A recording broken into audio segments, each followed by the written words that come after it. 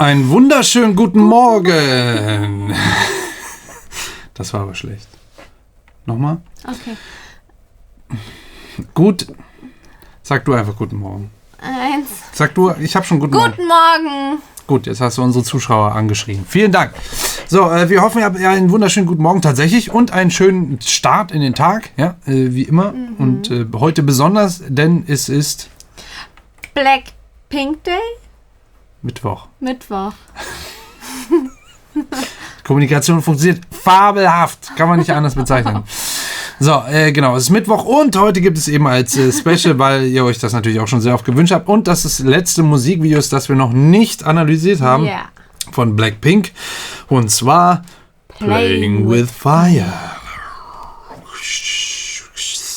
Das ist ein Fire-Sound. Ja. So gut man den mit dem Mund eben machen kann. So, ich bin, habe ich den schon mal gehört? Ja, auf dem Konzert. Ja. Sonst jetzt irgendwie, na gut, ich höre mal. Schauen wir mal. Ich erinnere mich. Ich nicht.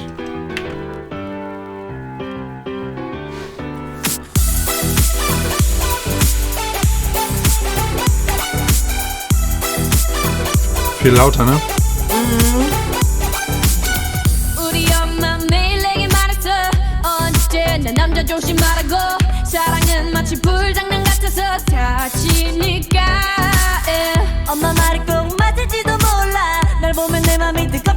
So, können wir erstmal, wolltest du schon was sagen?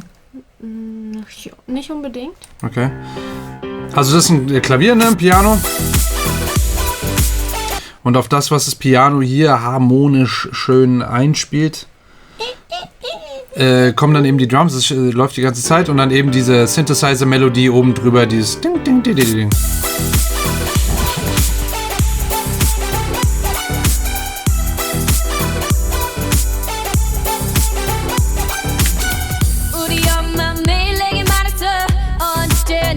Jetzt Klavier aber nicht mehr. Ich finde, dass Jenny, ich glaube, das ist nicht ihre Tonlage, ehrlich gesagt. Sie klingt ein bisschen angestrengt hier, wie sie singt. Und was mir nicht gefällt, ist, dass es ein bisschen zu weit im Hintergrund ist.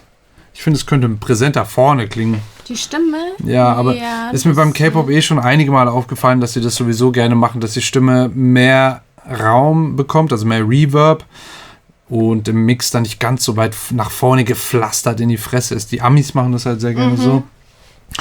Mir gefällt das ganz gut, wie die Amis das machen. Im K-Pop ist es auch immer öfter der Fall. Von wann? Ja, stimmt das ja auch. Wann ist das Musikvideo? Ich weiß nicht. Ja, ist eine andere Zeit auch schon wieder. Genau, findest du ihre Stimme gut hier? Ich mag ihre Stimme, aber bei anderen Songs gefällt sie mir deutlich besser. Bei anderen Songs finde ich ihre Stimme auch besser. Hier klingt sie so ein bisschen, vielleicht ist es auch die Melodie oder die Tonlage. Ne, weil sie so wackelig klingt.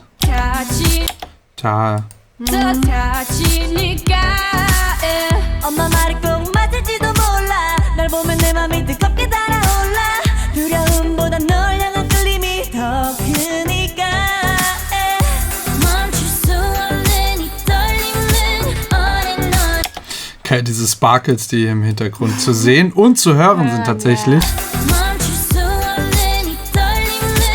Okay.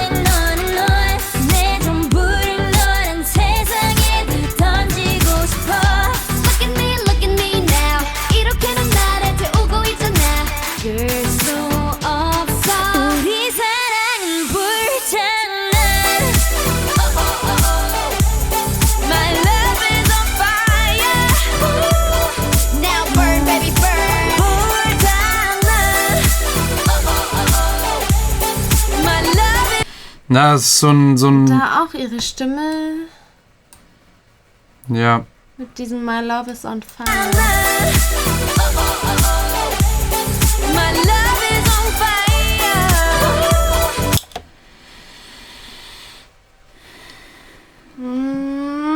Ja, man denkt, dass sie auch vor allen Dingen hochgeht am Ende bei Fire und dann, ja, es klingt jetzt echt nicht nach dem stärksten Song, aber klamottentechnisch kannst du hier vielleicht was sagen. Ja, ist halt auch schon wieder 3 Jahre her, ne? Ist auch nicht ganz so meins. Was ich aber lustig finde, ein cooles Element mit den Gürteln, dass sie die darüber so verbunden haben irgendwie, weil alle so einen Gürtel anhaben, alle sehr ähnlich, nicht die gleichen, aber alle mit diesem Schnallenelement auch und so. Aber sonst, ja, nee, ist nicht so meins. 3 Jahre her. Ja. Ne? Wie schnell das immer geht, das ist so krass. Ja, teilweise schon, bei manchen bestimmten Sachen dann. Aber meistens so Gesamtstile, oder? Einzelne Stücke gehen schon länger.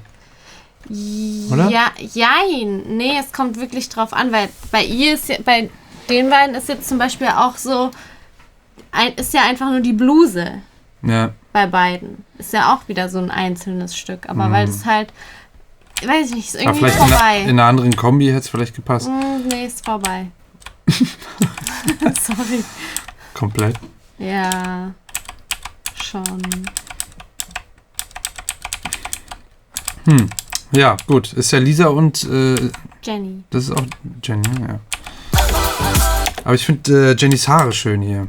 Echt? Ja. Mit so einem blond bisschen? Ja. Ich finde sie. Nee, was hast du gesagt? Ist schöner. Was hast du So. eben gesagt? Mit blond bisschen. Ist es blond? Ja, da ist so blond drin. Ach so, ja. Nö, finde ich schön. My love is on fire, so don't play with me, boy. Oh no, 난 이미 멀리 와버렸는 girl. 어느새 이 모든 게 장난이 아닌 girl. Ja, gut, hier wiederum ist das Outfit immer noch geil. Definitiv. Ja, mit der Alpha-Jacke, ne? Ja. Und auch so das Shirt, bisschen so Ja. Used Look und dann auch der Gürtel ist geil. Jeans-Shorts sind so ein Classic. Ja, und die Das Boots finde halt. ich immer noch So gut. sehen so Doc Martens mäßig aus. Das ist ja auch gerade wieder super aktuell. Was ich sagen wollte, ist, dass sie hier ihren Part, 아닌 girl. er ist ja so halb Rap, halb gesungen, ist aber direkt schon zweistimmig von vornherein. Oh no, 난 Oh, Ja. man hört so oben, ne? Genau, da ist eine Kopfstimme noch drüber, die drüber singt. Ist sie vielleicht sogar tatsächlich selber. Genau. Und dann später kommt dann noch eine andere Stimme, die tiefer dann singt. 이미 멀리 Aber wirklich komplett alle Sätze durch, das ist auch das Besondere. Ist das eine Alpha? Ich glaube nicht. Ich glaube auch nicht, aber so in dem Stil. 와버렸는 girl. 어느새 이 모든 게 장난이 Ne, und dann kommt eben die Tonlage noch hinzu. Und dann sind sie dreistimmig schon. 모든 게 장난이 아닌 girl. 사랑이는 빨간 불씨 불어라 바람 더 커져가는 불길이 기약인지 속인지 우리 엄마도 몰라 내 맘 도둑인데 왜 경찰도 몰라 불붙은 내 심장이 더 부어라 너는 기름 Also hier hört man ja auch schon das Pad, was so arpeggiated spielt. 속인지 우리 엄마도 몰라 Das bedeutet im Endeffekt eigentlich nur, dass man zum Beispiel einen Dreiklang, Vierklang, also eben Akkord, nimmt und nicht die Töne gleichzeitig spielt, sondern in einer zufälligen Reihenfolge oder in einer bestimmten Reihenfolge, die nacheinander gespielt werden, die Töne. Und das nennt man dann arpeggiated. Oder es gibt auch ein Plugin dazu oder das Ding, was das dann quasi macht, das ist ein Arpeggiator.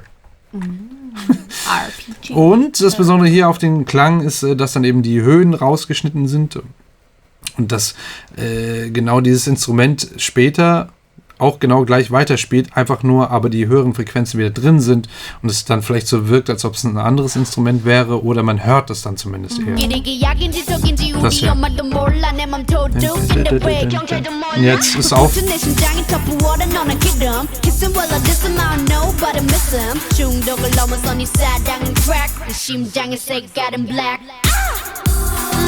Ja, hier mit der tief gepitchten Stimme. 중독을 넘어서 네 사랑은 crack 내 Jetzt. 심장의 색깔은 black Oh ja. Das kann man jetzt einfach machen, indem man genau ihre Stimme nimmt und dann irgendwie mit irgendeinem Tuning-Programm den Pitch runtersetzt um 12 Oktaven. 12 Oktaven, eine Oktave, 12 Töne.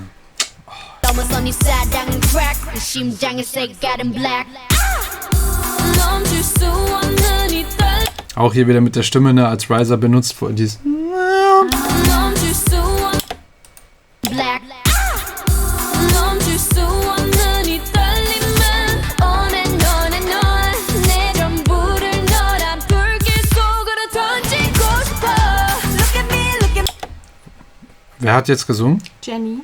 Weil hier klingt sie wieder besser. Ja. Ein bisschen. Aber irgendwie bei dem Song. Eigentlich finde ich die. Liebe ich die ja, aber bei dem Song. Ja, das ist ja jetzt nicht so, dass wir nicht Fans wären. Nee, aber hier Aber klingt da sie klingt sie stärker. besser, Viel ja. stärker. Viel, viel stärker. Ja, stimmt. Warte mal, ist die Melodie anders? Ja. Ist hier aber auch schon 2- oder 3-stimmig, ne? Da ist noch eine andere Tonlage im Hintergrund. Okay. Aber ich hatte hier auch die Vermutung, dass die Melodie, die drin gesungen wird, auch nicht so vielleicht ihr entsprochen hat, dass sie gut singen kann. Ja, aber das, ne, das geht so hoch, runter, hoch, runter.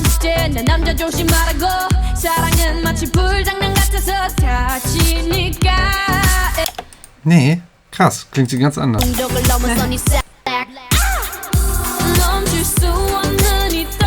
Viel besser. Ja.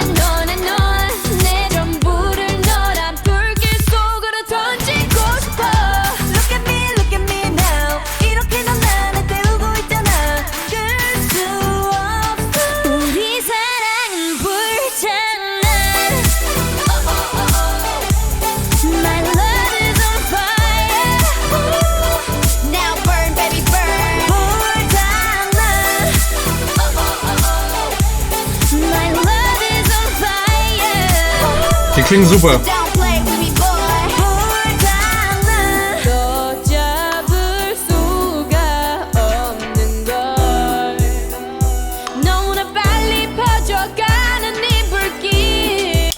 Das Ding ist, das ist ja schon, also es ist ja getuned. Das ist ja selbstverständlich, weil in Studioproduktionen heutzutage werden Stimmen immer auf die richtige Tonhöhe gesetzt. Also nicht immer, aber zu 99%. Je nachdem, was es für ein Genre ist und was für eine Produktion. Aber, und man hört hier teilweise eben auch raus, dass so etwas Ähnliches wie Autotune, das muss nicht Autotune genau sein, weil Autotune ist ein spezielles Plugin und eine spezielle von einer speziellen Marke von Antares. Man hört das hier raus, also es liegt nicht daran, dass sie die Töne nicht trifft oder sowas. Also das ist nicht das Ding, sondern irgendwie klingt sie tonal nicht so gut. Nicht optimal. Ja, so als ob es nicht ihre Tonlage wäre, also der ganze Song nicht in ihrer Tonlage oder die Melodie ihr einfach nicht entspricht oder sie keine Lust vielleicht sogar hätte.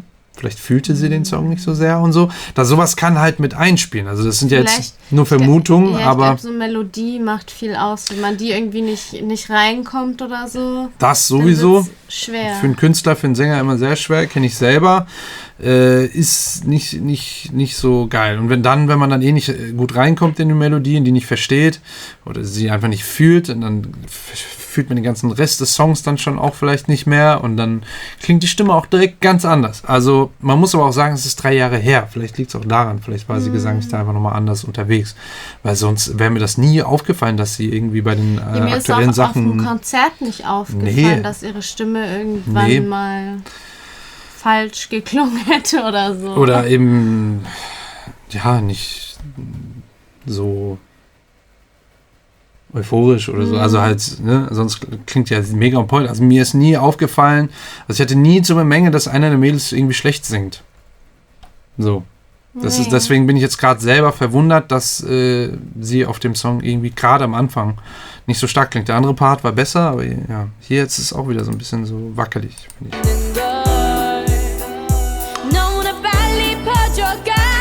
Nur weil sobald sie höher geht, ist es besser. Ja, viel besser. Ja, und ich glaube, hier vorne ist es, vorne im Song ist es einfach zu tief.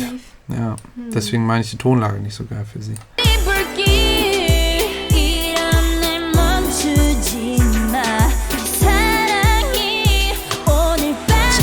Rosé, ja?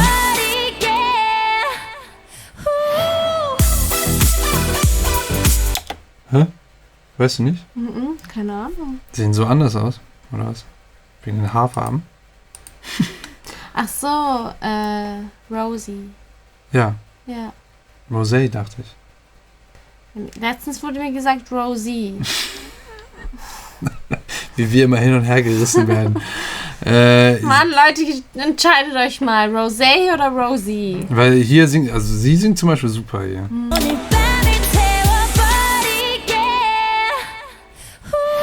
Faked.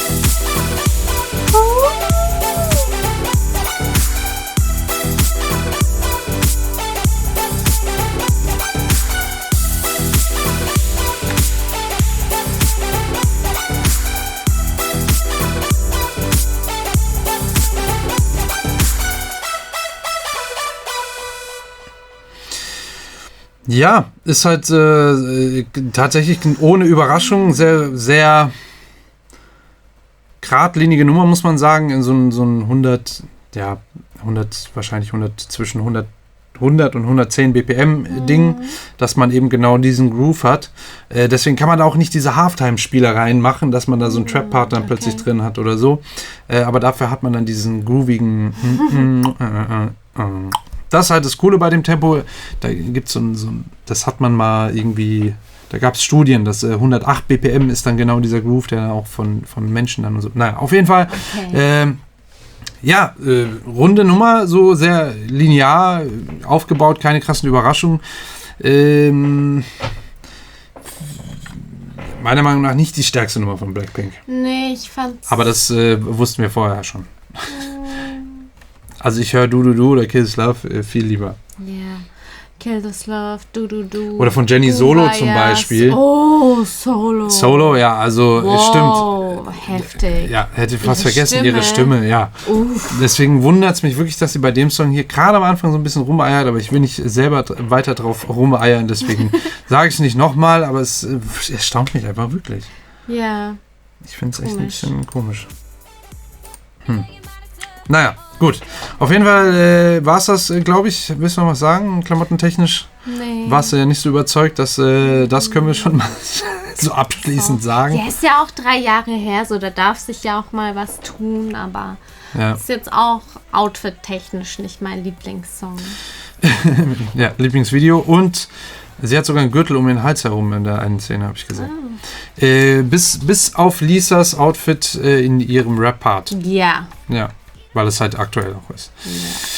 Gut, Leute, ich hoffe, es hat euch gefallen und sagt mir mal, was ihr denkt, ob ich jetzt der Einzige bin oder Dana war ja auch so. Playing with Fire euer Lieblingssong oder doch ein anderer von Blackpink? Ja, nicht nur das, sondern auch, ob ihr findet, dass Jennie hier in ihrem ersten Part, also hier im Verse, tatsächlich nicht so stark klingt, wie sie normalerweise klingt, wie bei Solo zum Beispiel. Also es ist jetzt auch nicht super scheiße oder sowas, so hart meine ich es nicht, sondern ich finde nur, dass sie verhältnismäßig für das, was wir von ihr kennen, ja, also das ist ja schon eine hohe Messlatte, dass sie hier dann etwas schwächer klingt. Ja, aber das ist ja halt das Ding, normalerweise kann man nicht bei jedem Song gleich stark singen, aber ich gehe halt immer davon aus, wenn das so große Künstler sind, ja, international so groß, dass die Produktionen auch dementsprechend angelegt werden, dass es übernatürlich wirkt, superlativ, dass Gruppen immer oder Sänger, Künstler immer unfassbar gut klingen, gerade bei Studioproduktionen. Du kannst ja jetzt auch von Ariana Grande zum Beispiel eine Nummer nehmen und sie wird immer, du wirst ja das Album durchhören können, selbst wenn der Song selber nicht super entspricht, würdest du ja nicht sagen, dass sie schlecht klingt. Wahrscheinlich nicht. Nein. Auf dem Song. Das meine ich damit. Also, dass da normalerweise die Songs werden so weit immer dann optimiert und geschrieben, so, dass der Sänger da wirklich immer 110%, wirklich 10% zeigen kann, sage ich extra, auch wenn es die ja natürlich theoretisch oder praktisch nicht gibt, aber so Gruppen sollen ja immer superlativ wirken. Sie sollen ja unerreichbar, immer so ein Quäntchen unerreichbar wirken, so mit dem, was sie können. Deswegen sind sie auch Superstars.